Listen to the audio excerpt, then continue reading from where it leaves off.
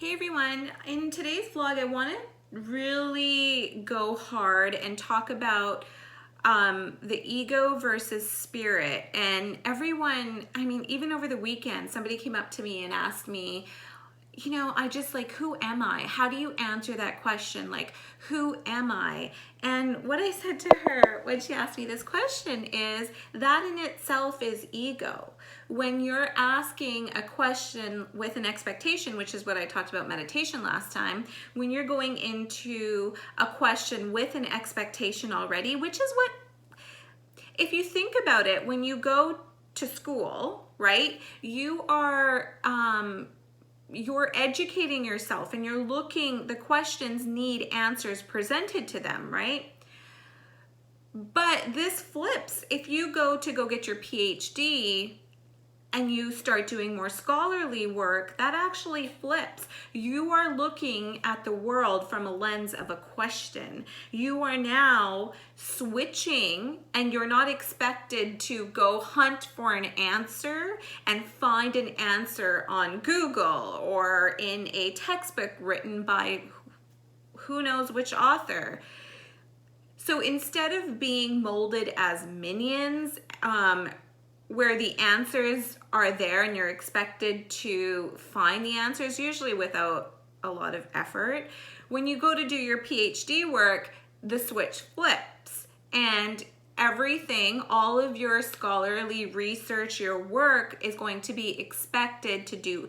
You have to do interviews, you have to do lab research. There's a lot more involved. And sometimes the question is never even answered. Now, why am I even going? I didn't expect to talk about that, but that's also a manipulation, right? Like, that's how society expects us to be. We have to go to school, preschool to grade 12, kind of learning things that we may never even use in life. Like, how does that even make sense? So anyways, I don't even know why I went on that tangent, but you go into, more scholarly work, and that's when real life happens. But even when you do scholarly work, I just want to say that the best papers that you will ever write in college or university after high school, the best papers that you will ever write are going to be channeled.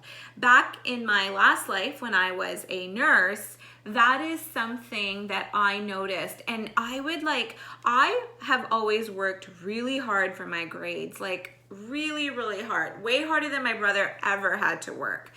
And the thing that I found was it was always really interesting to me. Like, when I would write a paper and I would just get the sense of what the teacher wanted. And I didn't even know back then that I was actually using my intuition and maybe a little bit of channeling, but I was. So I would just look at what the teacher wanted. And I remember I had two teachers that were super strict in nursing school. Everybody else failed those papers, but I got on one paper, I got 98%. On the other paper, I got like 76% or something. But the reason I got those marks was because I knew that one teacher loved research. So I remember purposely filling up that paper with not my opinion, with an opinion backed up by research. And I referenced the fuck out of that paper. I remember purposely, that's the one I got 98%.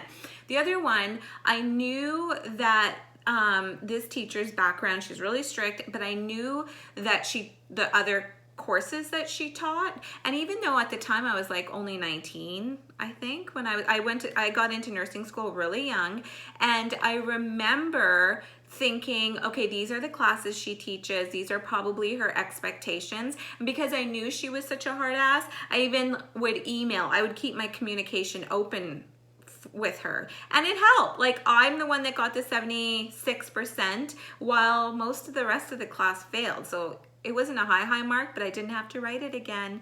That is how consciousness works. Consciousness and spirit work in a very quiet fashion. It wasn't the ego that was like, go ask the teacher.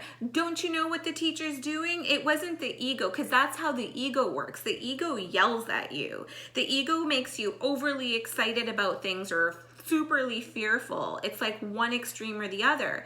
No, I just like, I tapped into consciousness, because consciousness, when you allow it to flow through, is extremely soft, is extremely compassionate, and is extremely loving.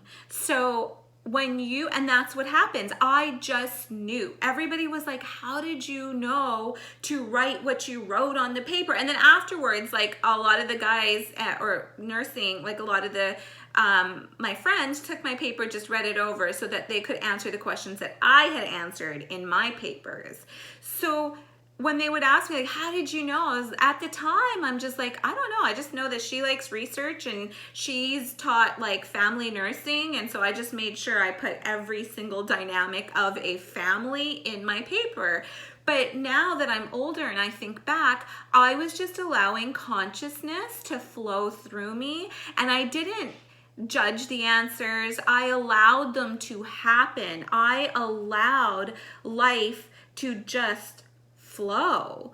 And that is how you come to spiritual awakenings. Spiritual awakenings are when you allow those they kind of feel like thoughts. It's telepathic communication. But when you allow those moments and you allow that gut feeling to be expressed through consciousness, because your brain's just kind of a moron. Like your brain is just always going to give you what your past is. Like it's going to give you what you have stored in your subconscious mind. Your brain is only there to think for you out of your ego's thoughts. Your brain is not very smart at all. The brain is what you make it. And the more conditioned, the more ego you have, the lower your thinking is going to be. That's just natural. It's not the brain that's smart. It's like, it's consciousness. It's when the more, even young kids, when you see young kids drawing or imagining things and just playing, they're allowing consciousness to flow through. And some kids, if they, just depending on their parents and how much they've been conditioned, some kids are able to allow this flow through their elementary years, through their high school years. When you allow this flow, that's when you write papers. Like my son is now in high school, and whenever he has to write a paper, I am always there to be like, okay, what do you love? And my kid loves football. So he writes about football. His whole high school, any paper that he's had to write, it's been about Sikhism and our gurus, because we talk a lot about that in our family and he's very interested. Or it's been about footballs and different positions and how the game works. And he's gotten really good marks. It's because I didn't force him to do papers where I knew or write on subjects and topics that he didn't have fun with, because I knew if I made him write about like things that I love, like, I don't know, like sacred geometry, he wouldn't do well on that. No, but he can tell you why a football is shaped as it is. That's kind of sacred geometry in itself.